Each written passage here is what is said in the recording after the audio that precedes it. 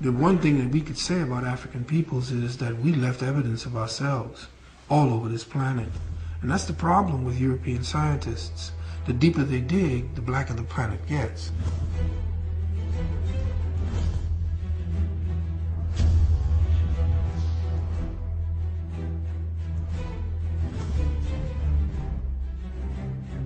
You won't find a monument anywhere prior to 1500 that isn't Africoid in some way, shape, or form.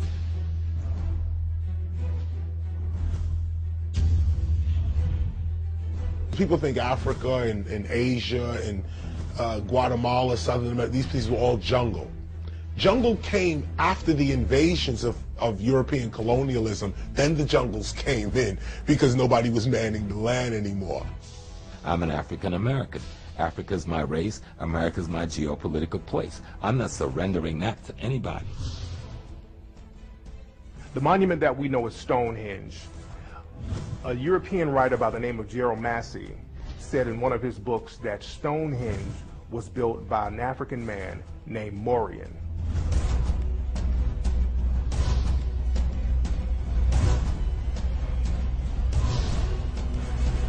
The letter J, let me say this again. The letter J was not invented until the 1600s. So the reality is, Jesus is not the name of that person.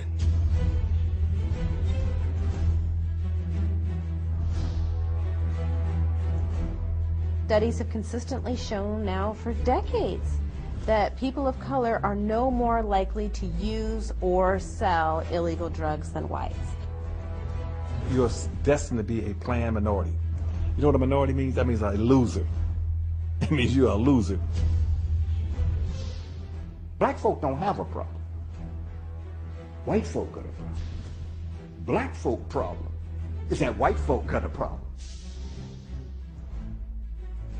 The real problem we have is white supremacy.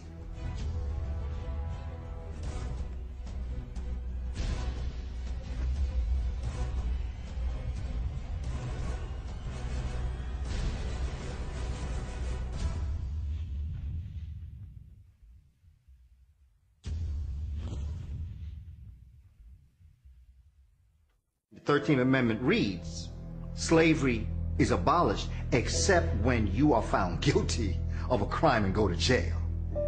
So prison is the slave plantation. And look at all the things that are denied you in jail is the same thing that were denied Africans on the plantation. Slavery still is very much alive.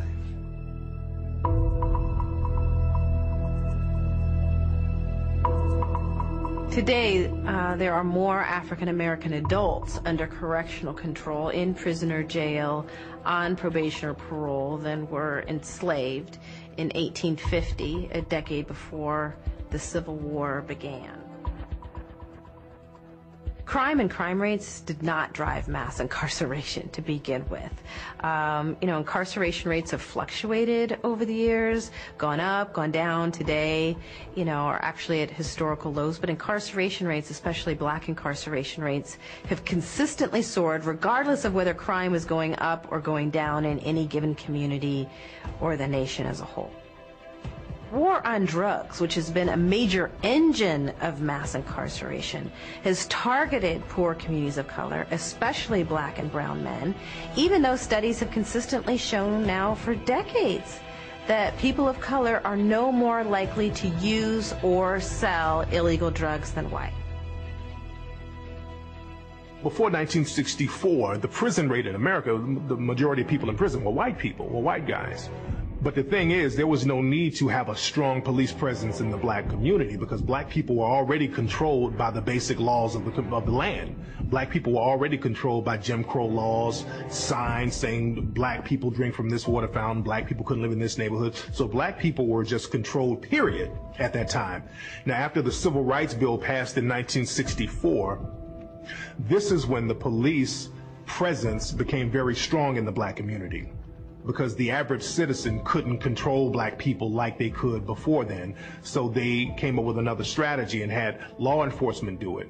So around 1964-65, black communities were flooded with law enforcement. And this is why the Black Panthers was started, because of the police brutality that had started in the black community.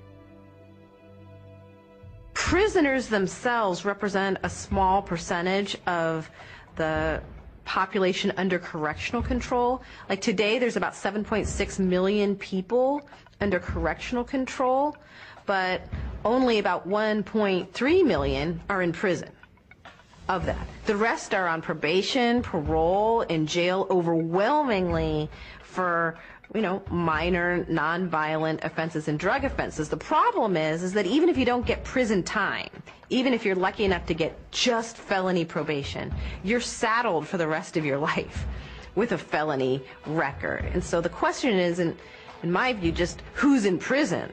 The question is, who is branded a criminal or felon and must live with that label for the rest of their lives. The people said, well, if we don't need black labor anymore, what do we do with it?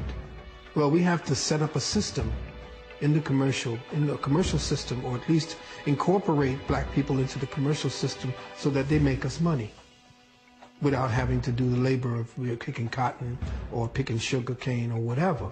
We're already past that. So how do we make a more sophisticated plantation where we can keep slaves? Well, let's criminalize pretty much every damn thing that we do. There are over 1 million laws on the books now. Who needs 1 million laws? Unless you want to control people's behavior. The police presence has always been in the black community because we are prisoners of war. That's number one. The original police were created to catch slaves. They were slave catchers. There was no need to police a white society. There was no need for that in early America. There was no need for that. Police even became wild when police were always about guarding property. That's what the police are about, guarding property. That's it. Their job gets stretched out to a moral responsibility and public safety and that kind of thing later on in their development. But the original concept of a police officer is to make sure your property stays with you. They are hired by the rich, first of all, to protect the rich's property. Black in Time Enterprises, celebrating who we are by honoring who we were.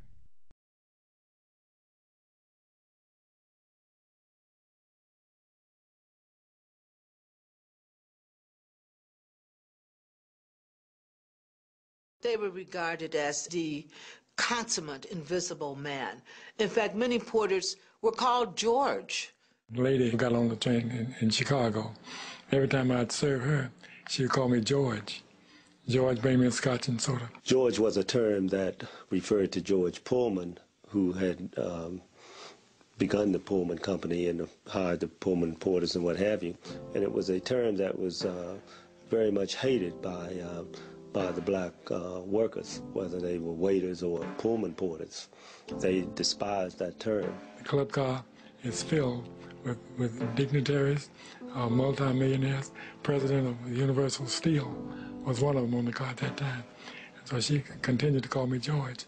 I always served her. Now, I could not talk to her.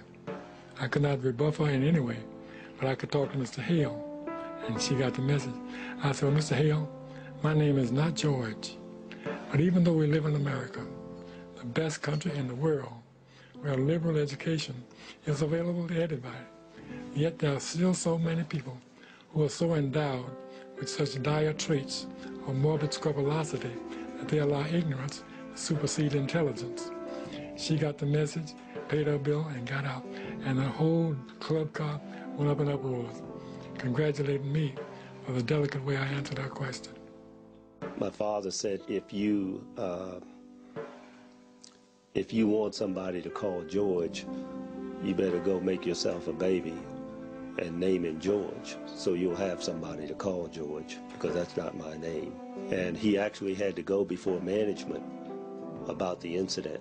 And it was after that the railroad began using name tags for the waiters and the porters to tell what their names really was, so that they wouldn't have to be referred to as George. They just say, George, will you bring me or get me a glass of water or drink or something like that? But didn't cause no confusion, nothing like that. I didn't pay no attention. And this gentleman sat on my station, and we waiters have a badge with our names on the badge. So he looked up at me and said, Jimmy, you look just like a nigger I met in Cincinnati. Are you that nigger? I said, no, sir, I'm not that nigger. How can I serve you? I always will remember he ordered steak. That was the most expensive meal on the B&O at that time. It cost $1.50. I said, I'll serve you. He said, you look like a nice nigger. Here, take $10. I said, no, sir, I won't take your $10. I'll wait on you. I will not take your $10 because I will not allow you to buy my integrity for $10. The Pullman porters recognized the extent to which they were being exploited, but those who complained would be fired. A lot of men got fired fighting and trying to defend yourself. You can't defend yourself. While there was interest in the need for a labor union, many of the Pullman porters were concerned to support this openly. They needed someone. Some of the luggage porters are required to handle is heavy and cumbersome. When lifting heavy objects, use your leg muscles instead of your back muscles. Injuries not only reduce your earning capacity, but are painful as well. This low salary, the long hours, the idea that if they broke any one of the hundreds of George Pullman's rules in his rule book, that they could be fired, this led them repeatedly to try to unionize, and George Pullman and his successor Robert Todd Lincoln repeatedly crushed them. The porters were so discouraged, they went to a man who had never been a Pullman porter and decided to hire him to run their union. This guy had a track record of abject failure. He had tried 4 times to organize unions, and each time he had failed. He was an avowed socialist. He was everything that you would think would guarantee failure. He was a man named A. Philip Randolph. He spent 12 long years battling to organize a union. He watched his top lieutenants be fired. They tried bribery, intimidation, and this guy, nobody quite understood how persistent he was and how much the porters had faith in him. Randolph was really having very little success until he got the ear of Franklin Roosevelt. And Roosevelt really became enamored of Randolph. He thought very highly of him. It was this oratorical skill he had, his ability to negotiate with organized labor. Everybody knows about the famous March on Washington in 1963. That was a march where Martin Luther King gave his I Have a Dream speech. What people may not know is that the original March on Washington was scheduled 22 years before, and it was organized by A. Philip Randolph, and Randolph called it off because Franklin Roosevelt agreed to pass the Fair Employment Practices Act. Roosevelt backed him, and with that backing, he essentially forced the Pullman Company to capitulate and recognize the union. 12 long years to the day that he started his drive to organize a union, the Pullman Company came in, they shocked him, they shocked everybody around this long negotiating table by saying, we give up, we will sign. And it was the first ever trade union for African Americans in America. The Pullman porter would have never been where he was, where he's at today with President Randolph. No way. Better hours, better benefits, and a place to stay when you were out on the road. Although they were considered servants, I don't think that that's any accident that they were able to form a labor union, because they were exposed to so much. So they could think through that and become astute enough with some help to form a union.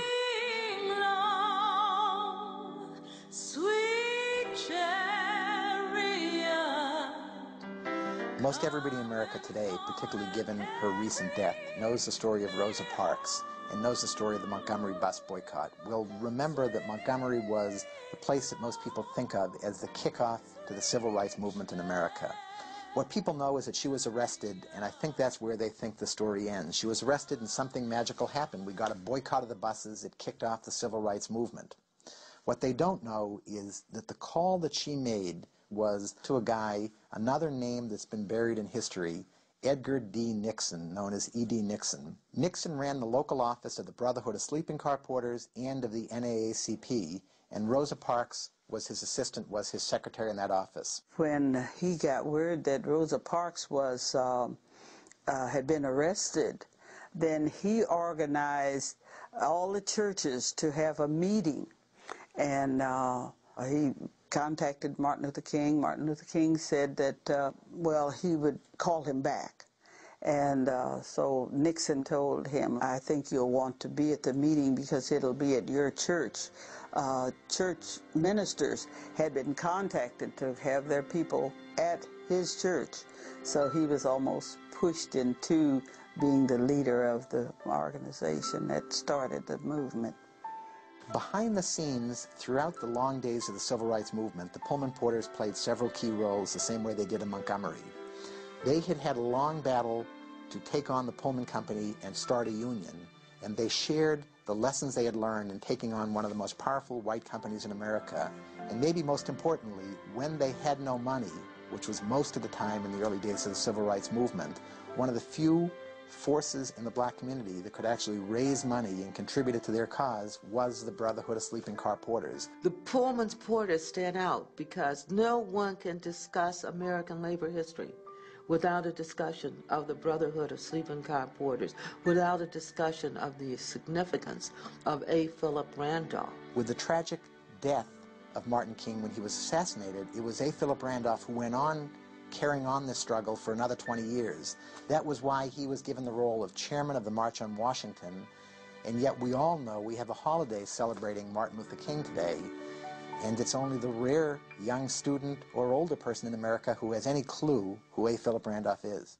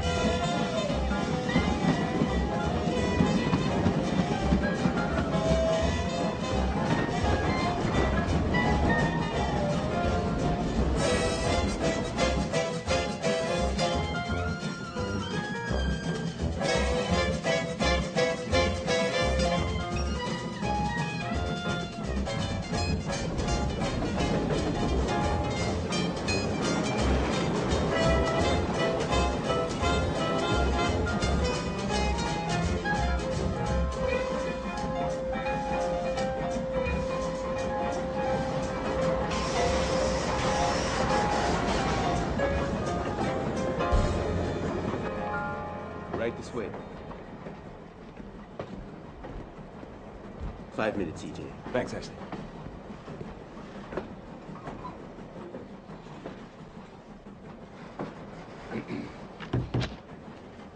Sorry to trouble you, ma'am. We're nearing Rockport. That is your destination, yes? Yes, it is. Now, if you'll excuse me, I have some packing to do.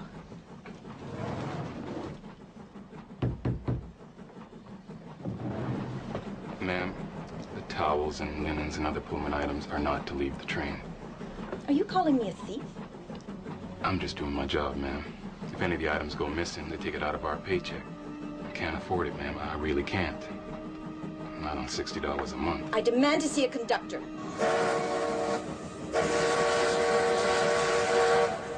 Can I help you, ma'am? What's going on, EJ? I was just asking lady not to take in the company items. She was stuffing them in her suitcase. I'm gonna have to ask you to open the suitcase, madam. That's the most ridiculous thing I've ever heard. First, this George accuses me of being a thief. Now I'm being treated like one? If you have nothing to hide, you shouldn't mind opening the suitcase. Oh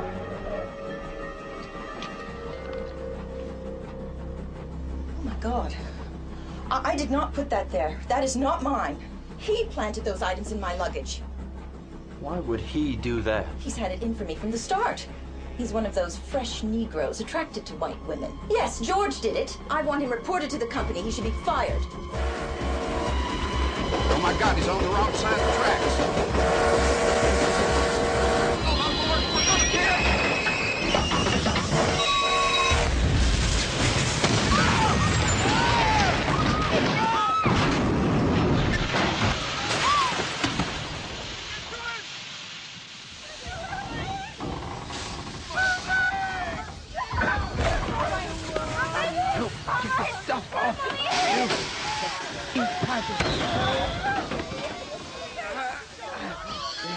There, go.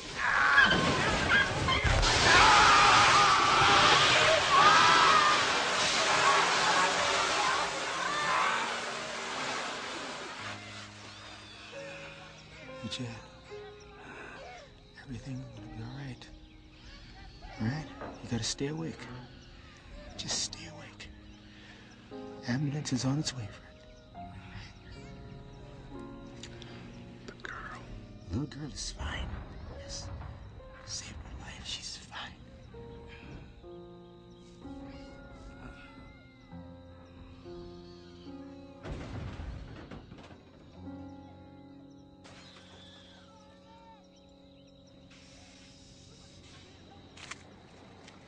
I never agreed to this. Signed, Mr. Randolph.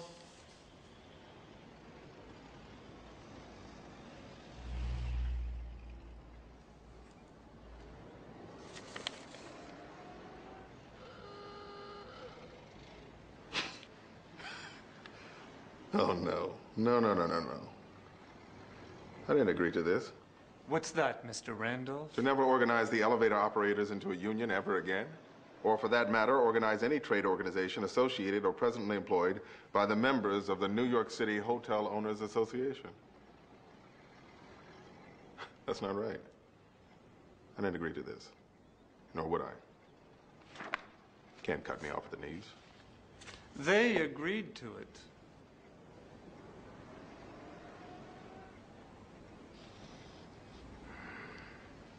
Is that so, Mr. Wheeler? Sign, or we fire the lot of them.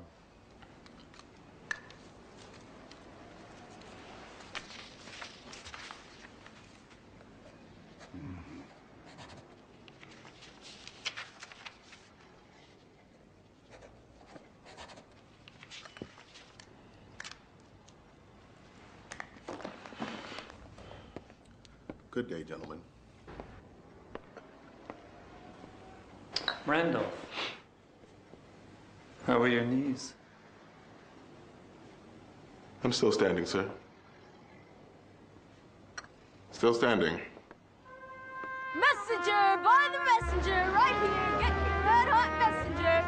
Oh, sir, would you like the messenger? How are we doing, Bobby?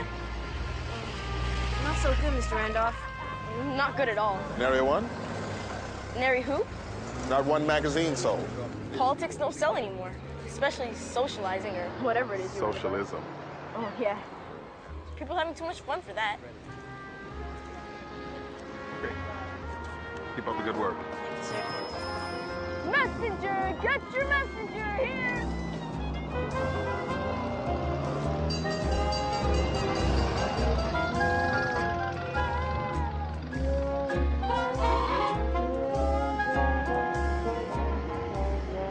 Ooh, who is that handsome man? This handsome man is my husband. Hey, buddy. How are things going with that magazine of yours? The Messenger. Yes. My intellectual friends all read it. How about you? Here, take this copy. My compliments.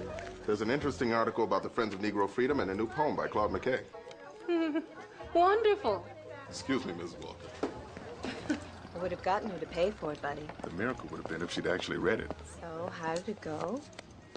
I'm out of a job. They've blocked me from organizing against the hotel owners ever again. Sounds like they're scared of you. Oh, hardly. Well, I'm sorry about the union. You worked so hard. Oh, they went around me, negotiated a deal behind my back. Not a deal, really. More like a surrender. Maybe I'm the problem. What do you mean? Maybe I'm in over my head with this organizing. I'm going to focus on the magazine. Let that be my voice. If you don't fight for unionism for our people, who will? I'm done, buddy. We'll talk later.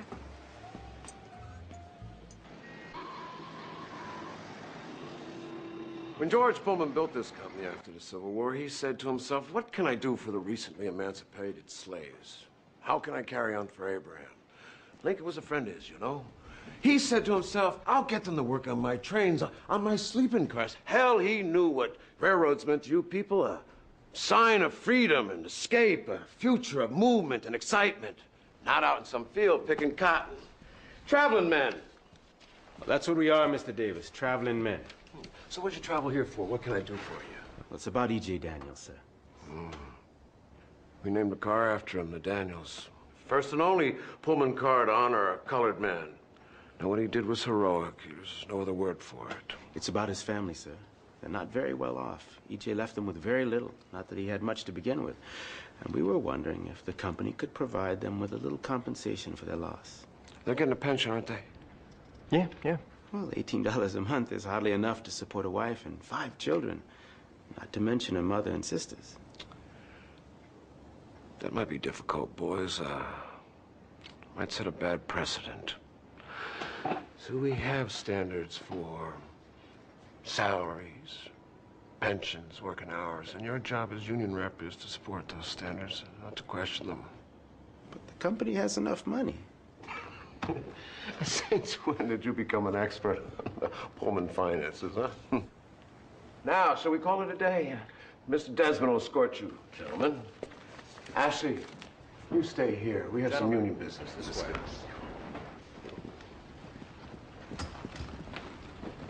Those men are being fired. Fired? For what? Insubordination, and I'd fire you too. But I like you. You've been here a long time, and you're very valuable to the company. Mr. Davis, please, fire me. Don't fire them. Please, it's not right. You better go now, Ashley.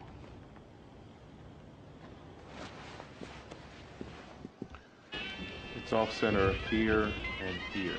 So what we're going to want to do before we go to press is... Come in. Randolph? I'm in the back.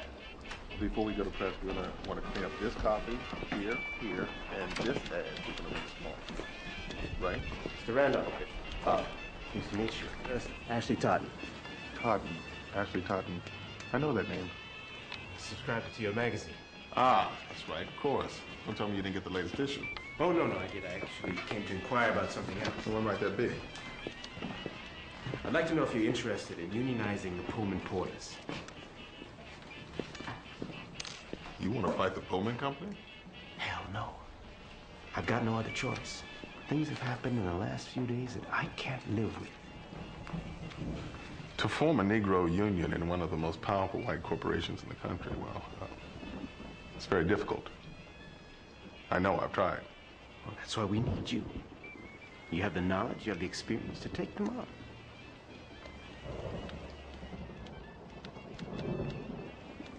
Come walk with me.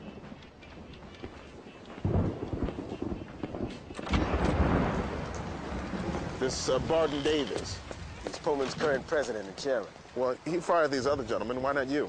I'm the ERP rep. That's the company's phony union for us. You can't fire me, I'd take too pretty a picture. How much support is there for this company union? The meetings are sham, everybody knows it. It's run by the company, not us. If one of our delegates votes against them or speaks up, he gets fired. Do other porters feel as you do? There's a lot of dissatisfaction with salaries, working conditions, representation.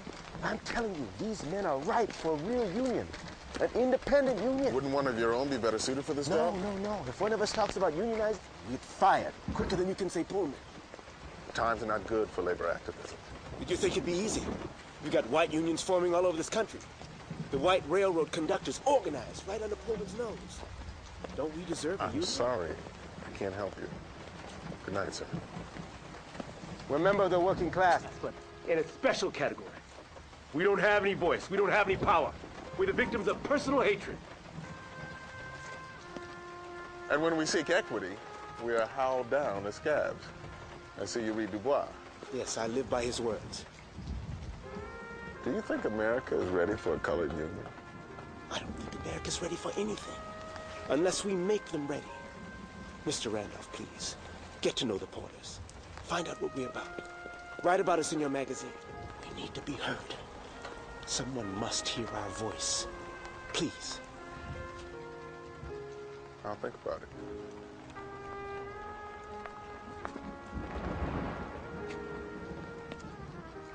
I was approached today by a Pullman porter who was interested in forming a union. Listen, this is a union which will never be born. Why? To get a man who daily begs his living wage to become an activist, it's simply not possible. Oh, please, James. No, let him finish, Mother. Look, you haven't been a porter. I have. And my name wasn't James Randolph. It was George. George. Shine my shoes. George.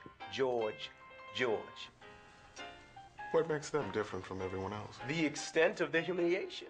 A lifetime of bowing and scraping. The hands cupped for tips. They need the tips to supplement their meager incomes. Something like $60 a month. It's not even a living wage. I saw one bark like a dog for money. Oh, you did not. A white passenger showing off for his girlfriend offered him $1 to do it. And that porter grinned like a clown and started barking. If you had to support a family on $60 a month, you'd bay at the moon for extra cash, too. Why would not, big brother? Oh, no son of mine is going to bark for anybody. You're educated, baby brother. You have refined manners. You go to city college. You're fortunate. Which is why he should know better than to disparage these men. He should support them. You're the one they're asking for help. I don't see you jumping on the bandwagon. I might be able to get a few articles out of it. Yeah, for a magazine nobody reads. Now, James, you're being awfully harsh. I'm not saying these porters can't organize, Mother. Perhaps they could. Though I doubt it would happen in our lifetime. Either way, I doubt Brother Asa has the taste for it. Cheers.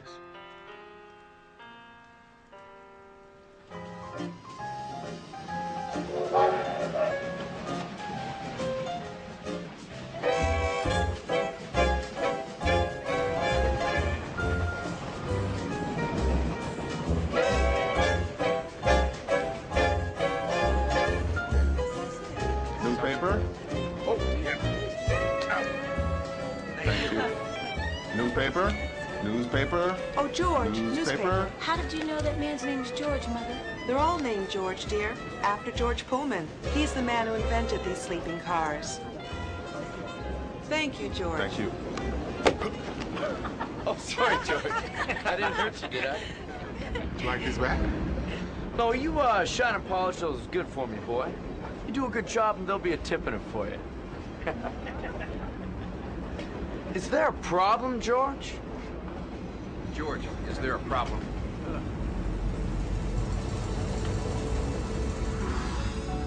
No, sir. Philadelphia!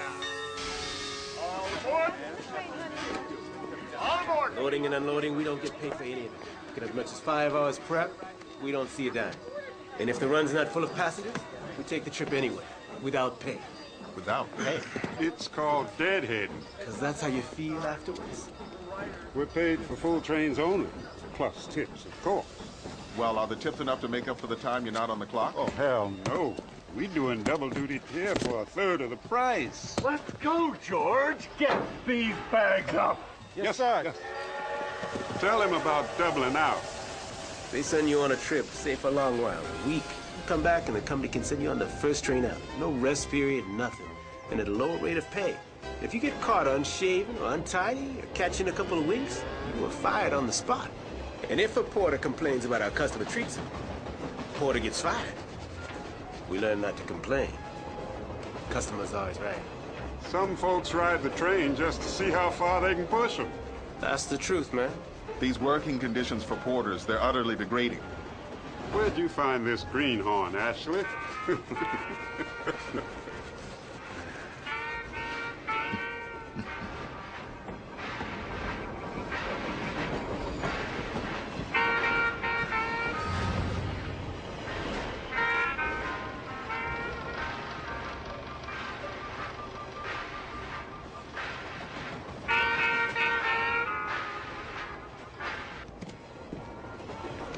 Hey, Riley.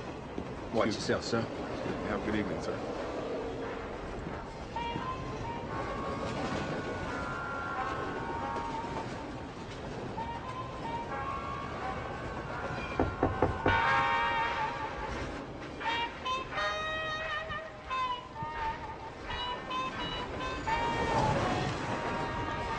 You requested a blanket?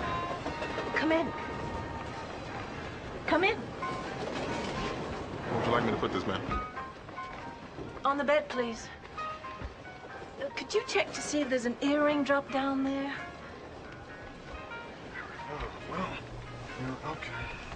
George. George. No, I don't.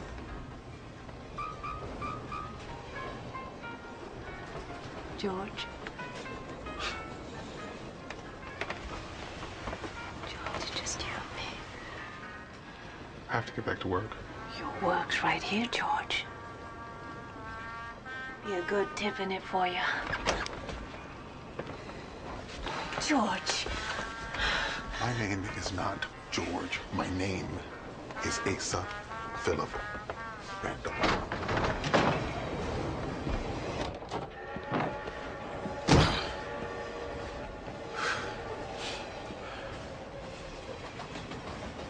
How many men can you get together in Harlem for a meeting? Phil, you're right. How many men? As many as you want. I can fill a room. Need a little time to set it up, word of mouth. Does this mean you're ready to help us organize? Yes, I want to join your cause. If you'll still have me. That's the best news I've heard in some time. I want to publish first. Then we get down to business.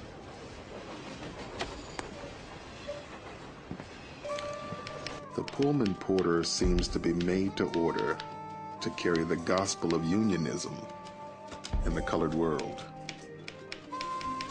His home is everywhere.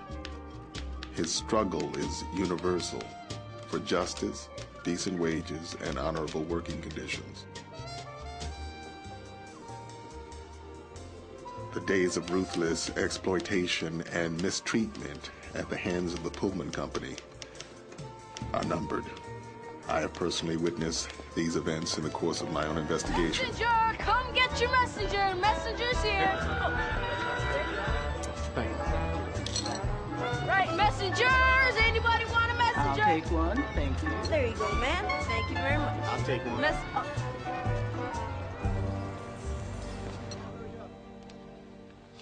It's got a very small circulation. Not small enough. The Post and the Times have already called for a comment. Tell us about Randolph. He's a failed Broadway actor turned socialist nut and street corner radical. He was arrested in Cleveland in 1918 and held for trial, charged with violating the Espionage Act for exhorting Negroes not to fight in a Great War. The Justice Department called him the most dangerous Negro in America. Jesus. Where does he get his money? His wife. She has a very successful beauty salon. So, what do you want me to do?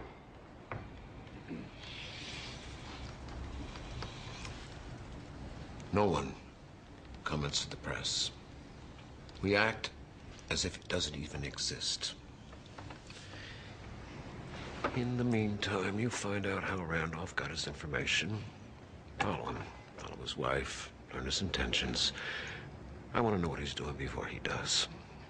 If indeed he is forming a union, we kill it now.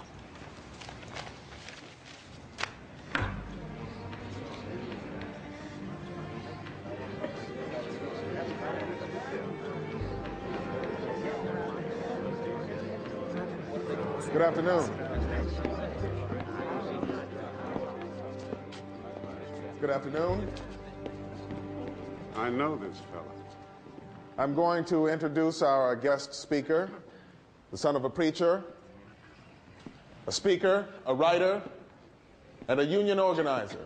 Some, mostly enemies, will call him an agitator, a communist, a criminal. You will have to decide for yourselves. I give you Philip Randolph.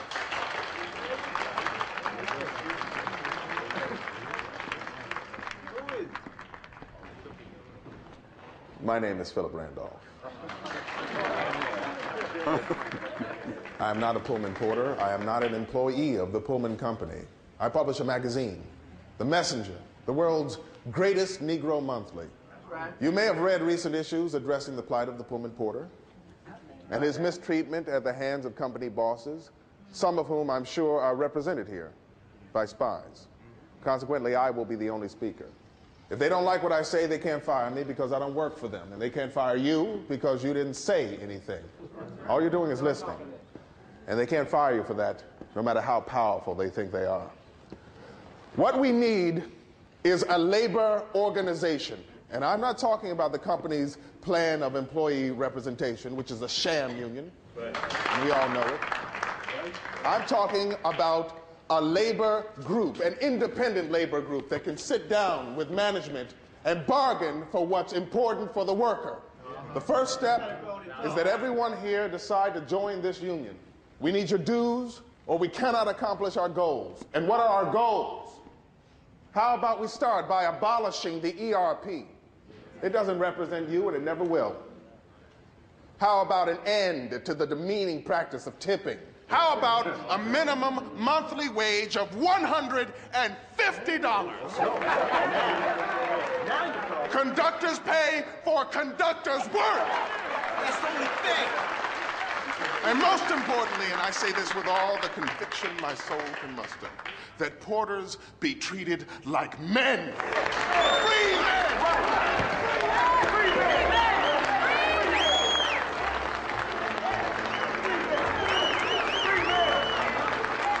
That is what you are. Thank you.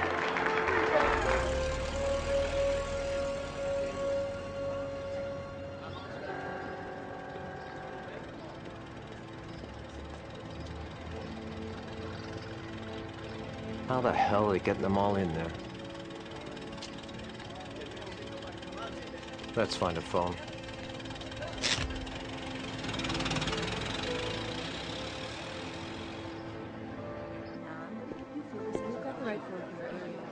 The dues are $10 a year. I'll give more if you need it. Phil, this is Leon Fry. You remember him? Oh, yes, of course. It's a pleasure to see you again. Quite an education to get. Thanks. And this is the Mrs.? How you do, madam? Philip Randolph. That was a stirring speech you gave last night. Well, thank you, kindly. I was born a slave, you know. North Carolina. I saw Sherman march to the sea. Honey, he doesn't want to hear your history. There's folks waiting. My old man was one of the first porters hired by George Pullman. And I followed in his footsteps. Did you ever think this day would come? Never. Hell, I was just glad to have a job. We're thrilled to have you along with us. It's an honor, sir. Here's your card. Make sure you sign that. Thanks. Brotherhood. Move along, Leo. This union's gonna work. Anything I can do, buddy? I hadn't expected so many. Come on in here. Send them over to the shop. I'll take their names and their money. Are you sure you want to do that? I want to help. Well, you may change my luck. Welcome to the union. Welcome to the Ladies Auxiliary, performing on behalf of the Brotherhood. Well, that's it, Bob. That's what we're here for. Help you fill out these applications. Other questions? Yes. All right, here's the pen. A to M at Lucille's table and N to Z over here with James. What is it, James? This gentleman over there says you're too young to be Phil's mother. Says you must be the sister. Get in line, fresh boy. 570 original members of the Brotherhood. Times 10, that means we have almost $6,000 collected.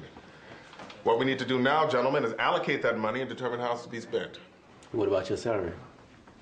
What about it? No, it's a full-time job, isn't it? I'll take a nominal fee, $10 a week. That money's gonna go quickly once we kick into gear. I want some of it to go to those porters who were fired. And we're gonna need regional offices, fundraisers, membership drives. There's over 10,000 porters out there just dying to hear from us. Dad, you're gonna be able to recruit in Oakland. No problem. A lot of boys out there will want to join. Yeah, it's a pity Webb couldn't make it. Who's Webb? Milton Webster. He's a porter out of Chicago. Nearly half the porters in the country work out of Chi-Town. Yeah, he's a Windy City power broker. He used to be a bailiff. But a lot of porters out there, they listen to him. Why didn't he come? Yeah, let's just say Webb is an independent kind of man. You know, he knows he's got clout, and he knows we need him. So I should go to him? Well, I think our union coffers could afford a ticket to Chicago. All those in favor say aye. Aye. Aye.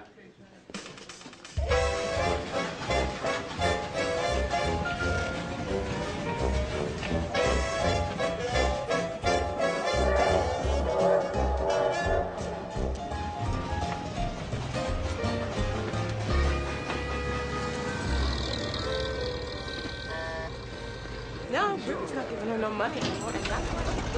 Hello. I'm looking for Milton Webster. He expecting you? Yes, I've just arrived from New York. New York. Are you kidding me? Come on. Hey, Webb. This fella says he's here to see you.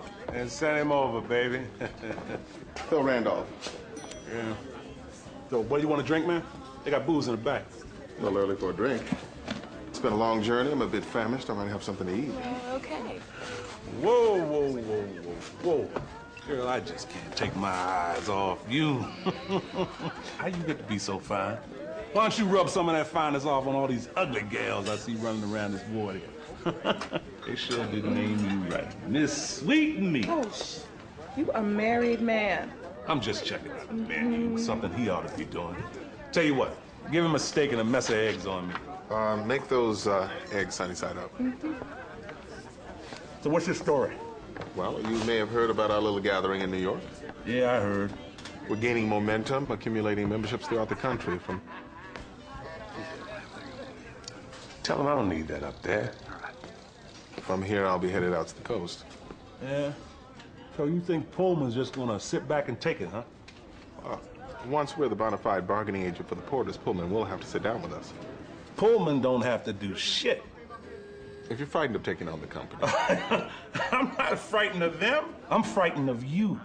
You're one of these new Negro types, ain't you? Huh? Like we producing a brand new human, a robot or something. Let me see your hands. These the hands of a porter? I didn't think so. You're one of those erudite intellectuals. You don't play to win. You play to look good by losing. And you know just what the hell I'm talking about, too. The United Brotherhood of Elevator and Switchboard Operators, the Journeyman Bakers and Confectioners Union, the Friends of Negro Freedom, all union and trade organizations you formed and failed. At least I'm trying. What exactly are you doing towards forming a union? Listen to the way you talk, man. I got nothing in common with you. I have friends in the AFL in Washington, both Republican and Democrat. Why can't we help each other? They come after you yet, huh? 'Cause they're going to, you know. And they'll come hard. You ain't seen nothing till you seen Pullman pissed off. They did it to me when I tried to form a union. And they'll do it to you. I'm ready for them.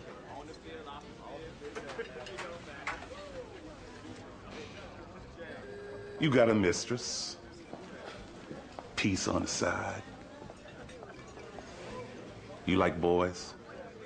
Or are you a dope-smoking communist? Whatever your secret life, they'll find it out. And it'll be all over the papers. There's nothing they can find out of me. Probably not. You seem to lack the imagination for such things.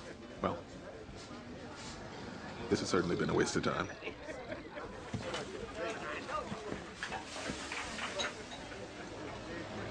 I control this union, whether you like it or not. I have the contacts, I'm not a porter, and I can't be intimidated by you or Pullman. So, if you're scared to form a union, please, stay out of the way. Good day.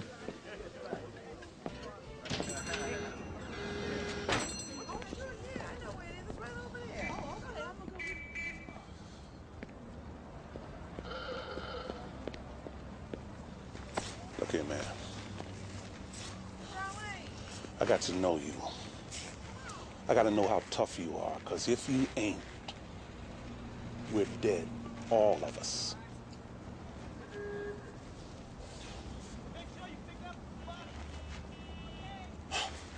Look here, man. Nobody got anything in this country unless they took it. Hell, I admire the white man.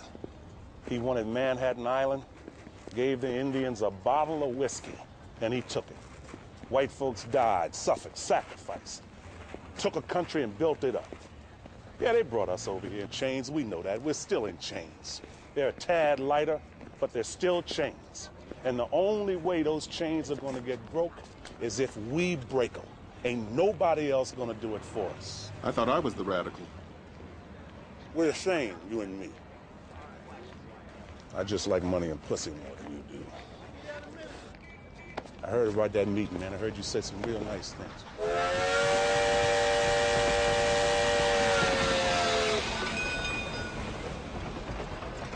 So what is this about?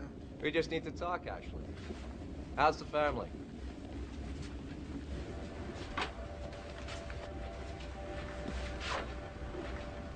Sit down. Disappointed in you. Very disappointed.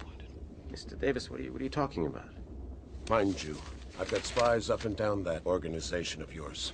Okay, I went to a meeting to see what it was about. You recruited Randolph. Mr. Davis. After all I did for you, you'd think you could have some loyalty to the company. Do you know what would happen if it got out what you did? The socialist and the communist you've been involved with. You'd never work again. Mr. Davis, No, I'm not finished. Did you ever think of your family?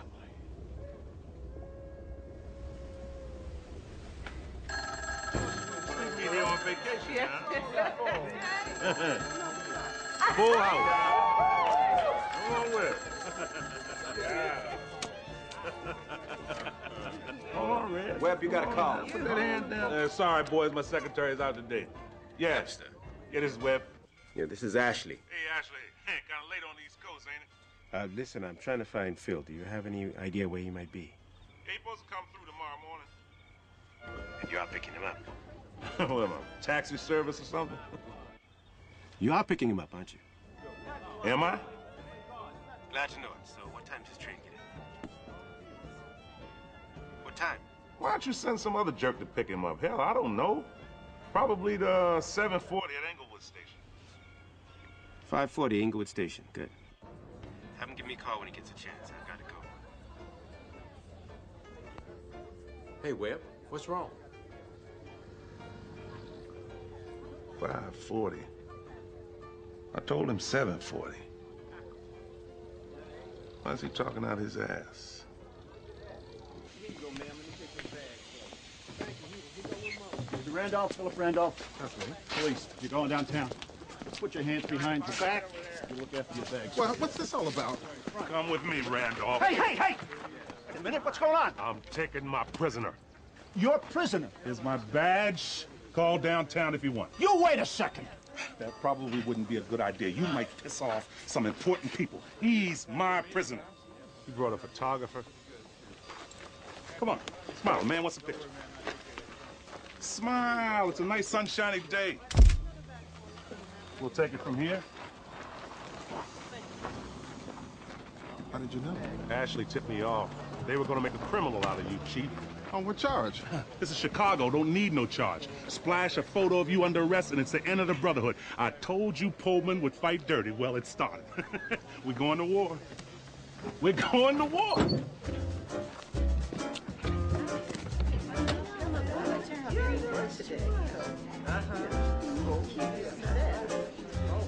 Yes, the sewing club.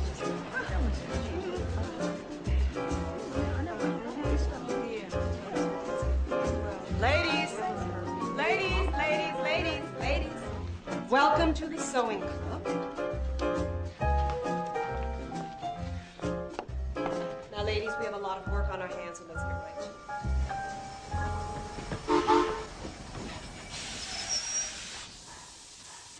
Waterman? Thank you very much.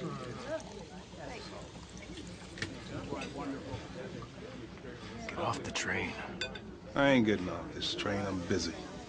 Get off this train. I'll kick your ass, boy. I said I'm busy. Sir, please.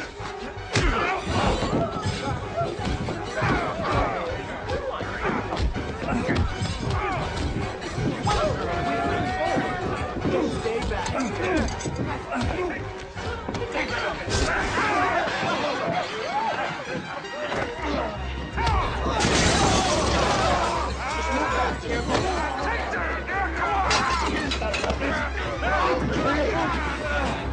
Like I said, boy, just stop!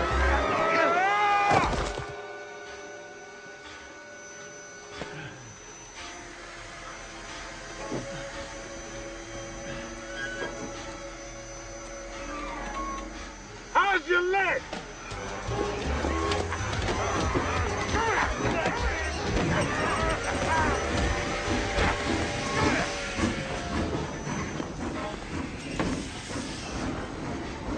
I'll see you again! You hear me? I'll see you again! There you go. Not patronize this. There you go. Right here. Check it out, ma'am. Yeah, here, ma'am. Thank you. Come on, right here. You not telling me to stop. The money's going to Russia. Right here. These is up first. Don't go inside the store here. Mama. What's the meaning of this? Who put you up to this? Do you know what this means? What it says? It says that you and your husband are Bolsheviks. Is it true? No, of course not. Emily. Emily? Where are you going? Emily, I'm not done with you yet. I'll come back when you're not so busy. Bolsheviks. Here, man. Right there. Read that. Yes, ma'am. Yes, stay on out of there. Money's going out. Cut. I don't believe it. Hey, you, sir. Your money's going to Russia.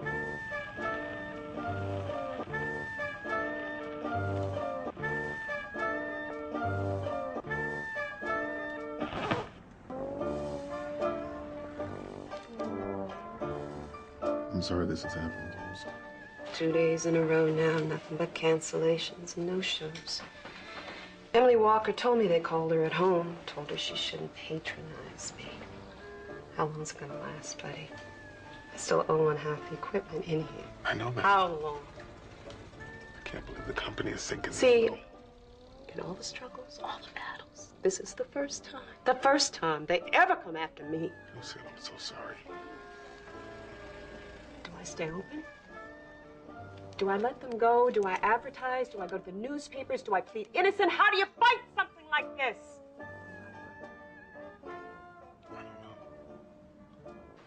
Okay. Well, get me their names and we'll do what we can.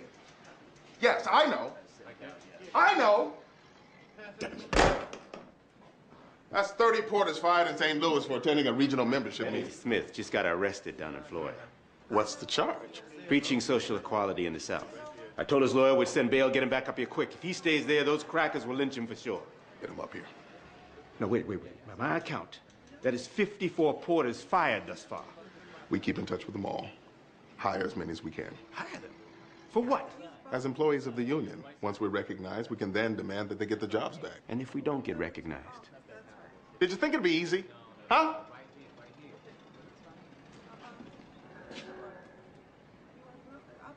It's against your own rules. Bylaws of the ERP state. No firings without just cause. Depends on what your definition of just Well, I cause checked the is. books, and each and every one of them is allowed a hearing. Each and every one. You come in here acting as an ERP representative when you and Randolph are out forming a new union. Now, what kind of fool do you take me for? You've been lying all along. That's it. You're fired. You can't fire all of us. Who are you going to get to work your cars? Never been a problem. There's still people out there who value honest work. Not at Pullman. Not in this office. This is a white man's country. White people run it. We'll keep running it. This company will never sit down around a table with Randolph or any other colored. I'm saying we've got porters who want to join. But they're worried the company's going to find out and go after them. Just like the company did to me in Oakland. They've got inside information. You damn straight they do. And I'm gonna find out who it is, and I'm gonna kill him with my bare hands. I don't want any violence going on. I'm a man, Chief. Anybody hits me, I'll hit his ass right back. We should get weapons and fight back.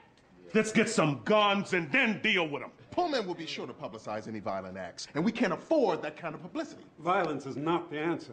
There are porters across this country sitting home right now, crying in their wives' arms, wondering how they're going to pay their rent and feed their babies. Exactly. The only way to get those jobs back is to continue to form this union. Now, I want to go to the AFL. The AFL? Yes, the AFL, and see if they'll help us out. Do you have any other suggestions besides violence? Huh?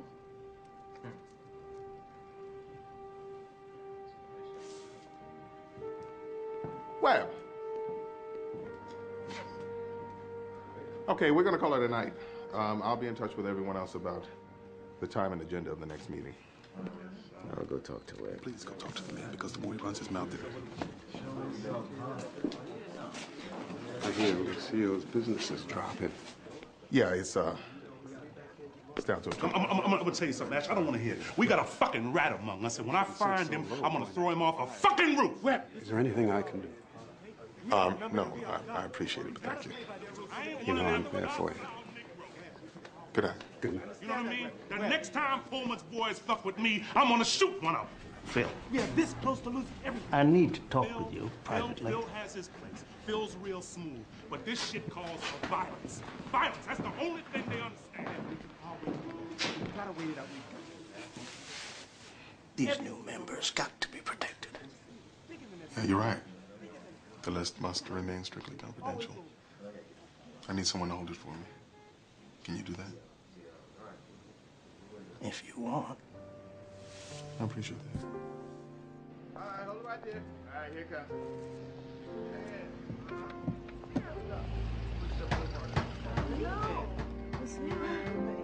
Lucille? Lucille?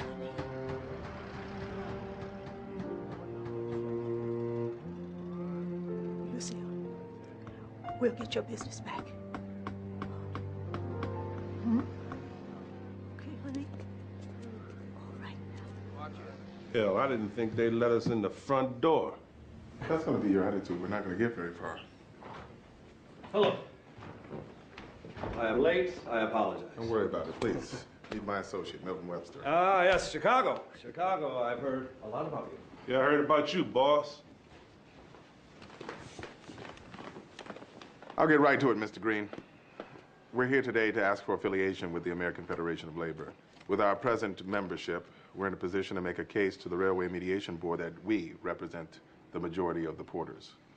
I've written the RMB to obtain a hearing to make our case, and they don't respond. Have you called them? Repeatedly. They don't take my calls. See, a fellow might get the impression they don't like us. Of course, they wouldn't be the first to give us that impression. I am not proud of this organization's prejudiced attitude. I know that's what you're referring to. By meeting with you here today, I am hoping that we can chip away at some of that. Now, I believe in your union. The Brotherhood must not fail. I've tried to help you in the past, Philip. I admire your resilience. Resilience? I hope that's a virtue. But if I present the AFL in this present climate, a vote on the Brotherhood becoming affiliated with us, you will lose. And that is not going to help your chances of getting a hearing.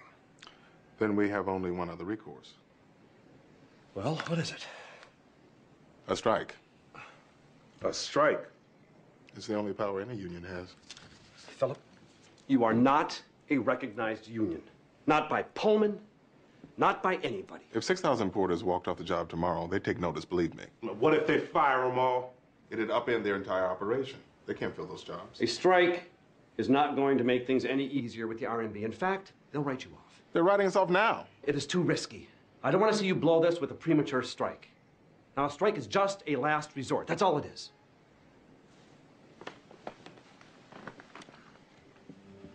I'll see how we can get around this. Phil, I'll tell you what, don't strike. Not yet.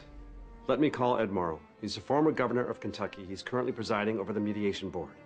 Tell him that we're meeting, that we're talking. I'll recommend to them that at the very least, they should sit with you and hear you out. You do that? Absolutely.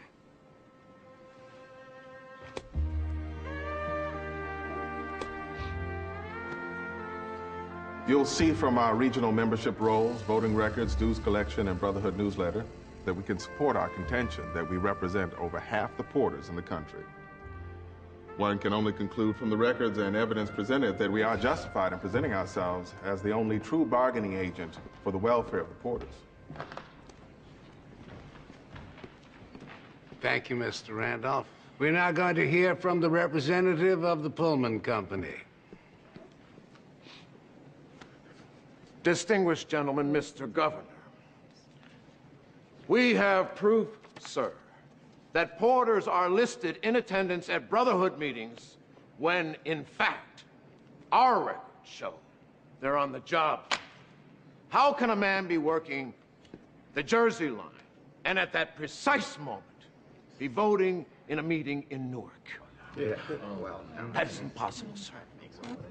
Now, these votes, these members, these meetings are all a fabrication. The membership of the Brotherhood is 1/10 of what Mr. Randolph and the others are claiming. The ERP is the only representative of the Pullman porters, not the Brotherhood. The ERP is a sham. It's a company union run by Pullman executives. You tell him, Mr. Davis. You tell him how you fired me. We'll have some order in this room, please. These are true and authentic votes representing the membership. If a porter showed up at a meeting to vote, the company would use the same tactic they've used all along to try and kill this union. They'd fire him. This process is the only way to ensure that porters keep their jobs and participate in the union they support. Thank you, Mr. Randolph.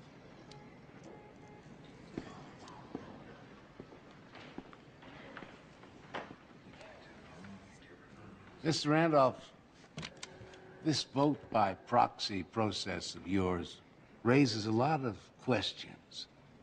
Who's to say that people voting at these meetings were representing porters who possibly weren't even aware they were in the Brotherhood? Now, the Pullman Company records, on the other hand, reveal actual porter attendance and votes at ERP functions. No stand-ins, no proxies.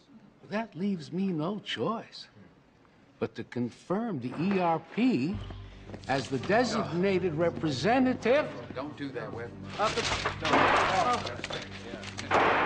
Meeting's adjourned. Webster, we said we wouldn't do this. Great job. Done it again. Of course, we're disappointed by the decision, but we have no choice but to fight on. Our members wouldn't have it any other way.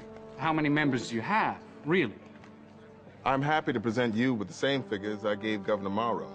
We represent over 6,000 porters, 53% of the Pullman workforce. These numbers alone give us the proper authorization to represent their interests. Since you lost here today, what are you going to do? Will you strike? You know, if the Pullman company paid the porters half of what they spend on sabotaging the union, there'd be no need for me, and there'd be no need for a strike. Good day, gentlemen. One more question. I don't know, man. Times are hard. We can't be talking about a strike. We'll put it to a vote. The men don't want it, they'll vote against it. They're expecting a vote. What is it with you, man? Why you so fired up about a strike? Is it the old lefty in you? You gotta stand down the capitalists? I seem to recall a gentleman who wanted to go get some guns and deal with them. Yeah, that's right. But that was before the economy went downhill. You heard what the man Green said. It's too risky to call a strike. The AFL won't back you. Nobody will. Just the threat of a strike may be enough. I've seen it work before. If 6,000 or 7,000 porters vote to go on strike, Pullman will come running to the table. We may not even have to go out. What do you think? We want to talk strike, fine. But be prepared to go all the way. We need a big fat treasury.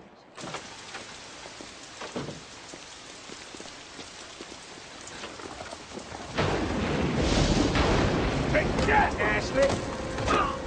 Hit him again! Hit him again! Hey, Ashley! Boy, you want to start a union? Stop this union talk, boy! Hit him with the pipe!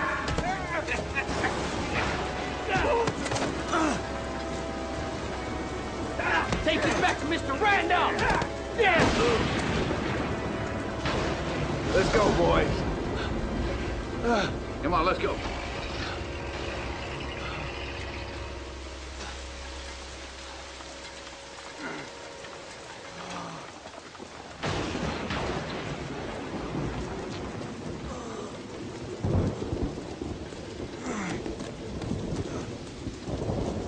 Ashley.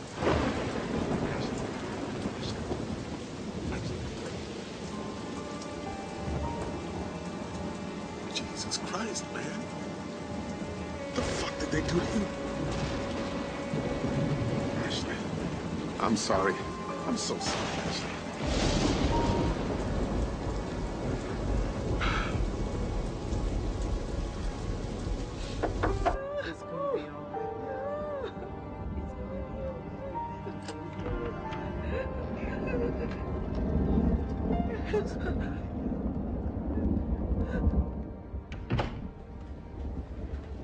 Should I go back to the hospital? No, you should stay right here and get your rest. I spoke with the doctor. And he said that he says that Ashley's spine is injured. Oh my God! Oh my God! Oh no! No! You can do it! You can do it! Stand up now! Come on! Hold on! Just hold it! Hold it!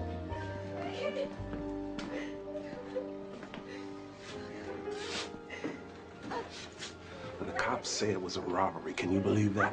They knew he was there. They were waiting for him, and they ambushed him.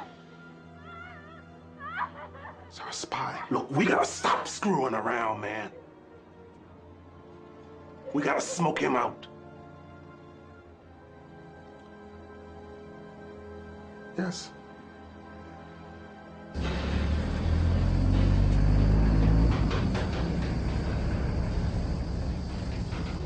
There he is, like clockwork. That him? Mm-hmm. There's that son of a bitch. Come and talk to him about 2 times a week. And you say it's the second time this week? Mm-hmm. Oh, Phil's gonna love hearing about this. Well, how long have you known? Just a few days. I wanted to be sure, so I tailed him myself. He's as guilty as the day is long. I can't believe this. You think I'm happy? Look, we've got to take care of it. Think of the damage he's done. Think of Ashley. Okay. Let's go confront him.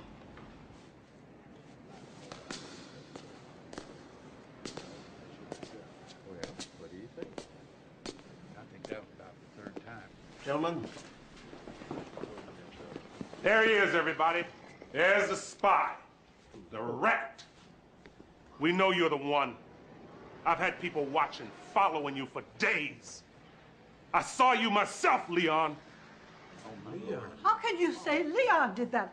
How dare you? Tell him you didn't do it. Tell him the truth, Leon. Tell him the truth. I did it. Oh, Lord. I did it. You don't know how it was. You don't understand. No. I was a slave. A slave. And then when I got my freedom, what did it mean? Freedom to get kicked out in the world. Freedom to go wandering from town to town looking for a handout. What kind of freedom is that? Anything's better than chains. How would you know? I knew. So up comes George Pullman offering jobs to Negroes. Jobs. We couldn't believe our ears. Pullman was the only one who stepped up. There was no brotherhood, no Philip Randolph, no union, no nothing that offered me a job. It was George Pullman. Nobody's taking your job away. The company man told me Randolph is going to take you all out on a strike. You're going to lose your jobs. Then who's going to hire you? Nobody, that's who. If you don't want to be in the union, don't be in the union. But why'd you have to spy for them? 'Cause they asked me. Ashley Totten's in the hospital, barely hanging on thanks to you. I had nothing to do with that. Bullshit! Selena, where are you going?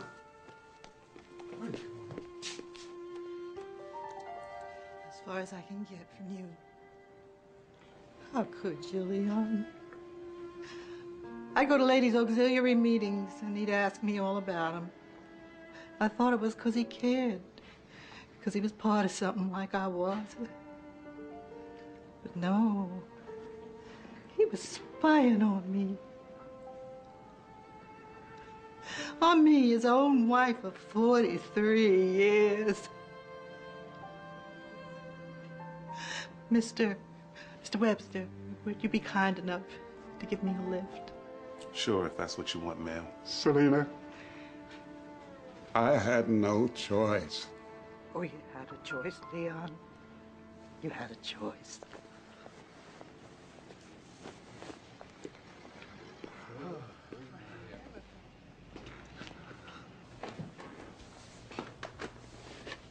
Have you seen our latest bank statement? You're paying the rent on the union offices out of our private funds. We'll get through it. We have no money. Now, I've put together all our old clothes and I'll get what I can for them, but we need a salary, a steady income. We need to start thinking about us, how we're going to survive. They're my socks. I only have one pair, and the rest of my things. Haven't you heard anything I've said? I'm sorry. I'm headed out on the midnight train. This depression is killing our membership. People aren't paying dues. Everybody's too scared to even talk about a strike. That's because they have lives, Phil. They have wives and children and family to consider before the Brotherhood. Can't you understand that? Sure, I understand that. Doesn't mean I'm not going to go talk to them. I have to. Well, who's going to pay for your ticket? Where are you going to stay? You've depleted our funds on union business. If we had children, If we'd had children, you wouldn't do this. You're probably right. But we don't have children, Lucille. And it's nobody's fault. It just didn't work out for us. So what we're doing is we're helping others so that their children can have a future. Raise our people up. And if that means that we suffer in the meantime, I'm sorry.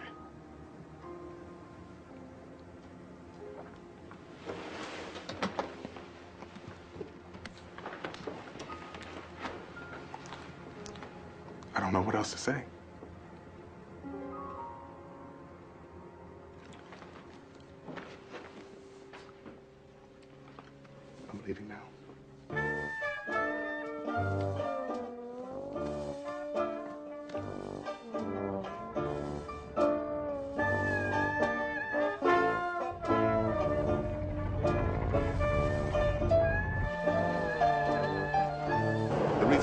depression is because there's been too much money and too much greed in the hands of too few. It is the money barons that brought about this depression, not hard-working folks looking for a decent wage.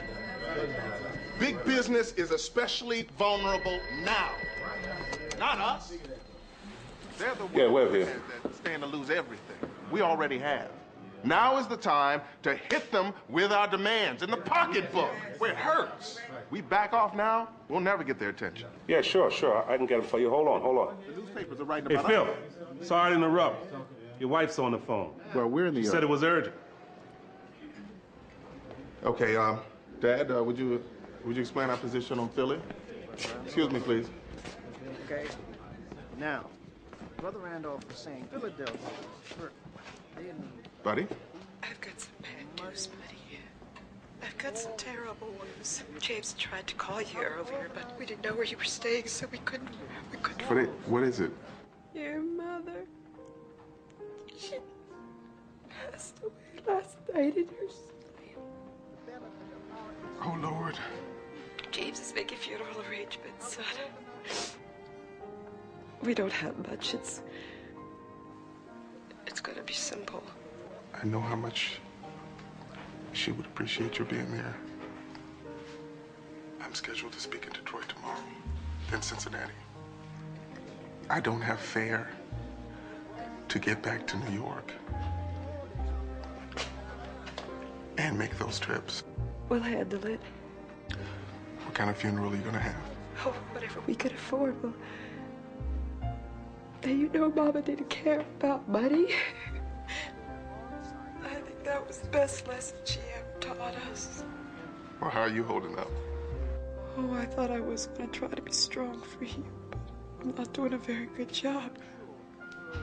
I'm gonna hang up now. Are you all right? I'll be fine. I love you. I love you. Goodbye, buddy.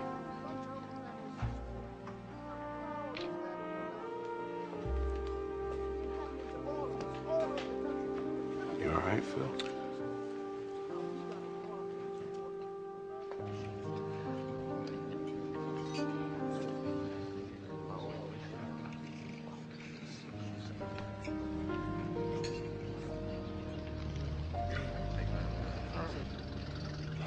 That's it, Phil. You know, a little bourbon, go home, get a little rest, everything's gonna be all right. Look, thanks. We passed the hat around, you know, figuring you might need some fare to get back to New York and all, you know.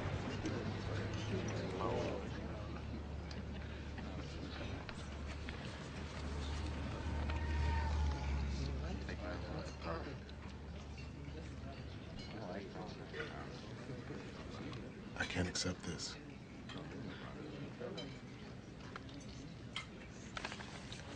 I'm not going back for the funeral. It's too expensive. Mrs. Randolph is our concern, too. She was there the first night you spoke about the Brotherhood. She helped join folks up. Phil, she's a part of it, man. There's nothing personal here. We're all in this together. I'm sorry. I can't accept this. I appreciate your sentiments. From the bottom of my heart, I appreciate it. I gotta go. No. We're with you on the strike, you understand? You can count on us. You take this money, you use it for the Brotherhood. A fight to the finish. Yeah.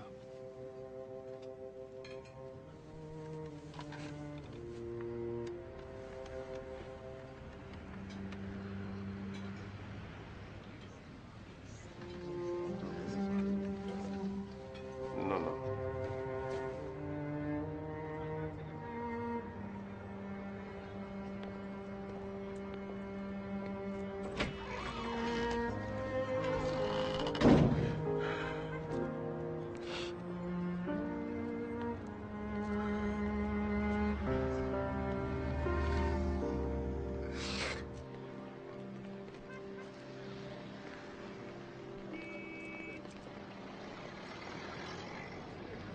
Randolph? Philip Randolph? I'll get you, Randolph.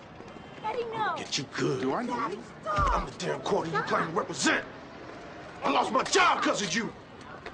Get your hands off of me. I'm sorry. You think a big shot like you know what's best for him? Please. You don't know nothing, man. Nothing. Eddie. I got kids, man. I'm all right.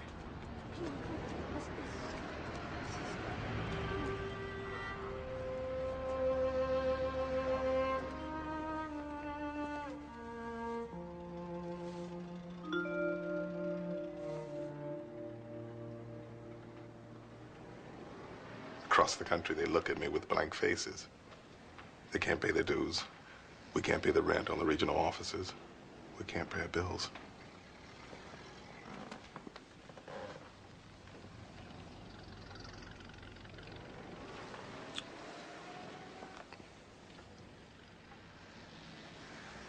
I'm just a damn fool. A dreamer. This is work for someone else. Another generation. I was wrong. We've come too far to quit now. You're not going to walk away from this one. There are no more struggles, no more fights.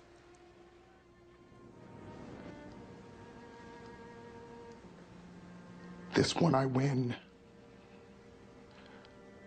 Or die. Trying.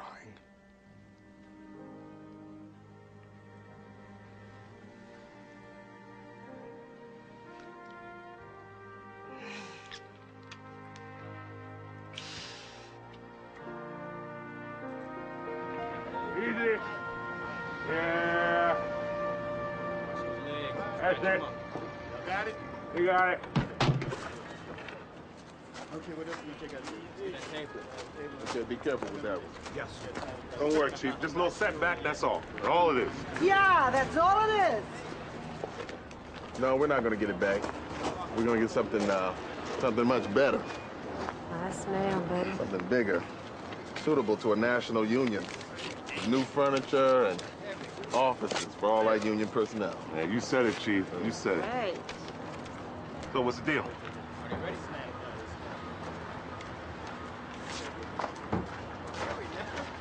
I just don't get it. Get what? What is it, buddy? Resign from the Brotherhood and Pullman will recognize the union and sign an agreement there too. Here is a small token of our appreciation. 10,000, that's a lot of scratch, Chief. Well, if they're willing to recognize the Brotherhood, isn't that what we want? If you quit and take that money, they won't stand by the deal. It's a trap to discredit me. But it's not your decision or mine. We have an obligation to present this to the membership. It's no secret that the Pullman Company objects to dealing with me. And now the company has come along and offered to negotiate an agreement and recognize the Brotherhood of Sleeping Car Porters on one condition, that I resign.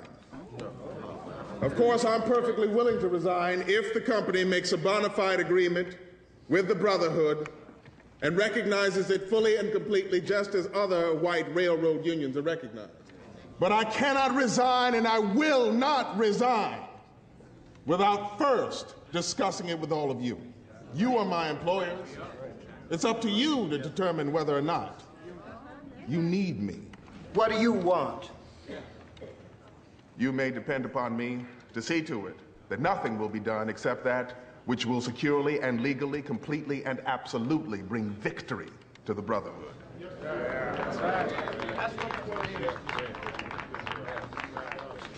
What about a strike? I mean, we were supposed to go on a strike. Yeah! Weren't we supposed to go on a strike? The membership didn't support a strike, and I can't say as I blame them. There's a depression on. Times are hard. Folks are barely getting by. But a strike is immaterial now. The company has offered to deal if I go. There's a rumor going around that they're offering you a cash settlement. $10,000 if you step out of the line of fire. Is that what's going on here? Are you selling us out? All I'm interested in is advancing the cause of this union. And a little tip in the old bed bin. won't hurt the home size outfit. This is not about money. You're lying, man. Tell them the truth. This is not about money. Are they giving you the money or not? Hey, Phil. You gonna tell them? Or you want me to? I was sent a $10,000 check by the Pullman Company. With an offer that if I quit, they will make a deal to recognize the union. I enclosed that check in an envelope and sent it back to the Pullman Company. Listen to me now. I sent it back to the Pullman Company with a note explaining that I'll take up the issue of my leaving with the membership. And regardless of the decision, they can keep their money. Yeah. We need proof. Hey, look, y'all, look. I was with the man when they sent him the check. And I personally witnessed Phil Randolph return it back to Pullman. Hey, how do we know you two ain't split the take, huh? Yeah.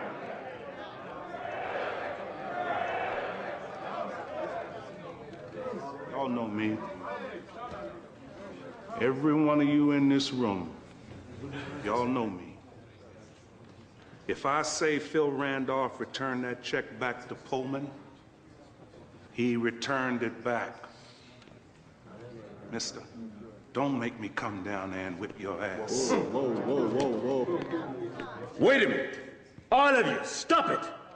I've got something to say here. Oh, look here. Hey, turn around. Look to there.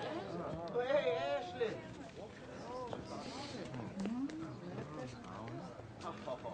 Are we gonna let the bastards who did this to me tell us who our leaders should be? No. Never again. No. Is the white man gonna tell us who our leaders should be? No. Shut up! Shut up, one more thing. To all of you. Phil stays.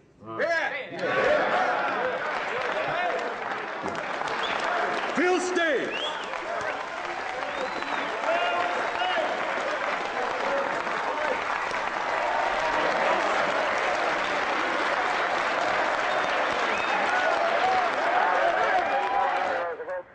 Do solemnly swear that I will faithfully execute the office of President of the United States and will, to the best of my ability, preserve, protect, and defend the Constitution of the United States. So help me God. Philip Randolph. Good to see you. What brings you to Washington? The amendment to the Railway Labor Act. I've spoken to a few congressmen, but I'm having a devil of a time getting others to talk to me. Well, Washington is still a southern town, Phil, but believe me, behind closed doors, a lot of them are sympathetic. What happens when it's time to vote? Well, no, that's anybody's guess, isn't it?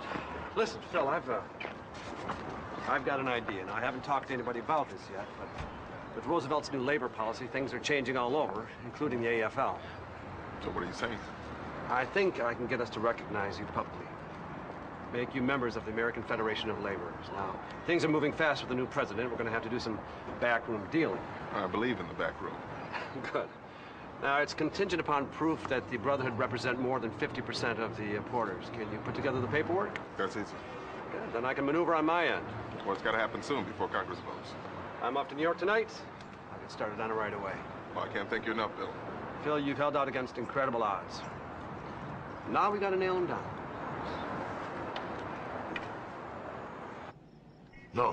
No, I got it right here in front of me. AFL to recognize Brotherhood of Sleeping Car Porters. Now, what the hell is that? It's just what it says. We are inviting the porters to join the Federation. But why? I mean, what did I ever do to you, huh? When you let the conductors join the AFL, did we squawk? Did we cause any trouble? No, and I trust you'll do the same here. Well, if we let these people organize, we're in for a heap of trouble. All of us.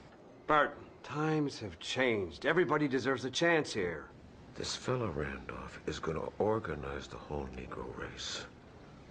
He's going to disrupt everything. Philip Randolph is a man of monumental integrity. I stand by him, and so does the AFL. We're going to lobby Congress hard on this fund bill. We're going to fight this railway amendment. Well, now that's your right, isn't it, Barton? Good night.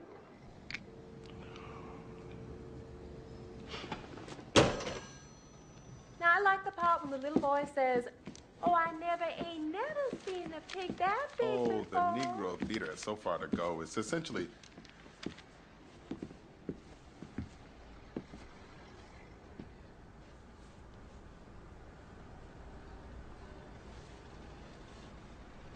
Mrs. Randolph?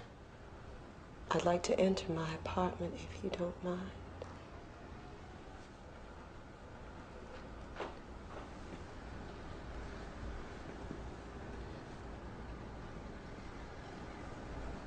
I'll be right in.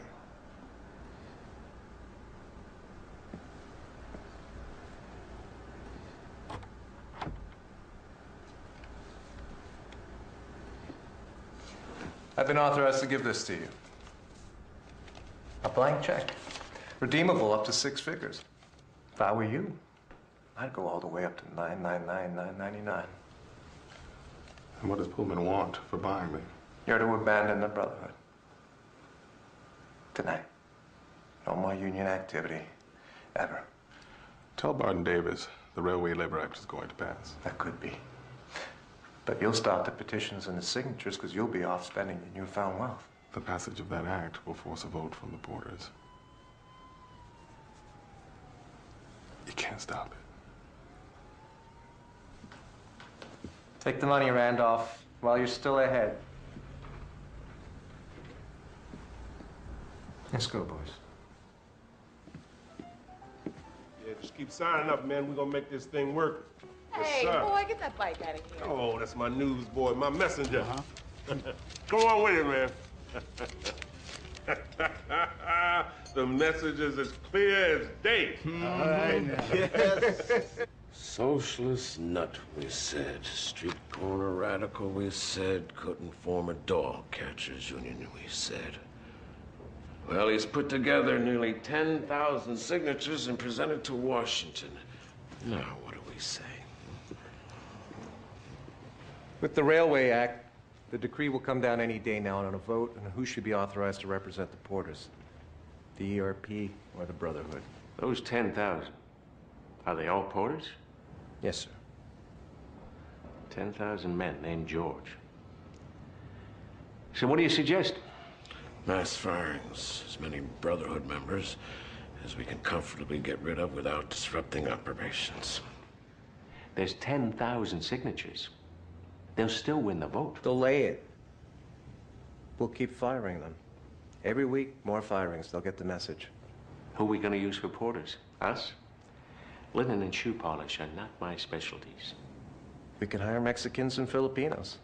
Those people can bounce scrape with the best of them. Our porters have to be able to speak English. I've looked into that.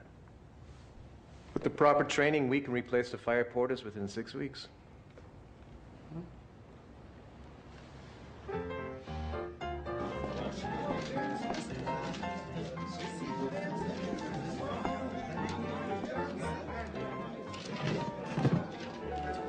Only one reason why the Brotherhood is so important to you. See, now you're gonna get what you're worth. You're gonna be paid for what you're worth. You have a family. You have kids. You wanna leave some future. Leave this Brotherhood. Why don't you go grab you some of this kind of food?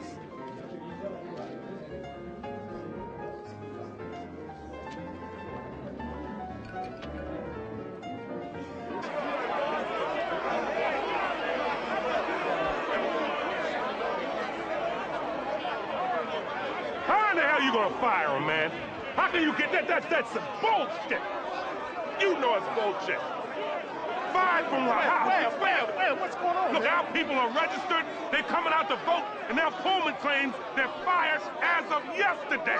They say they can't vote. No. Let him through. Excuse me.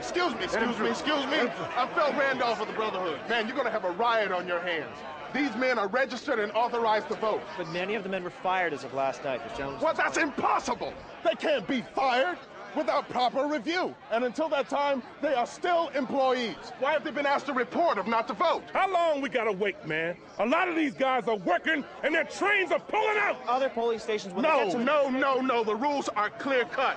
Each porter is registered at a particular station. That's where they're listed. That's where they're gonna vote. You better make up your mind, boy. or all hell's gonna break loose. And we're not gonna be able to stop it. All right, just make sure there's Come on, make sure there's man. no violence, and we'll begin the voting. Let's vote. I'll make sure the tally's fair. Let's go. Let's Okay, vote. all right, okay. Make sure there's no violence. Let's vote. Start the polling. Come on, let's vote. Time to vote.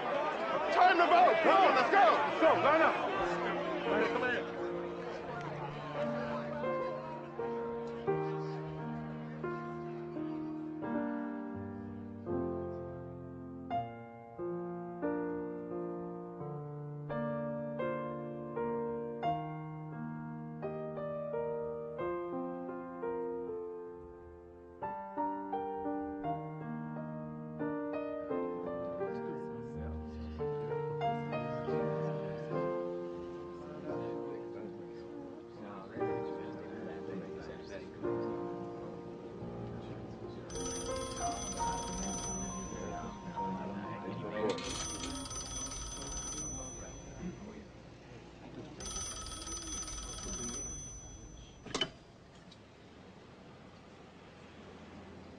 Hello? Yes, this is he. It's quite all right. I was not asleep.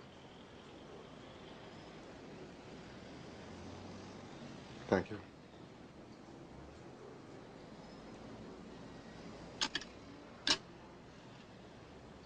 Well, buddy, it looks like I still have a job. We won in a landslide.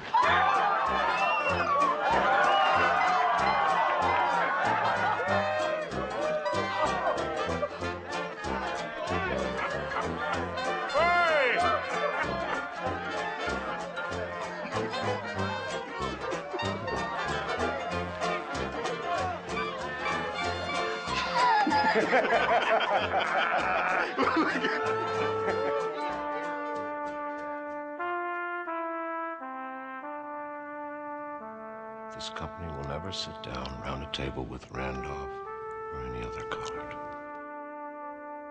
Do you think America is ready for a colored union? Someone must hear our voice. This one I win or die trying. And the only way those chains are going to get broke is if we break them. That porters be treated like men, free men. Let's vote. All right, okay. Make sure there's no violence. Let's We'll vote. start the polling. I'll make sure. Come on, let's vote.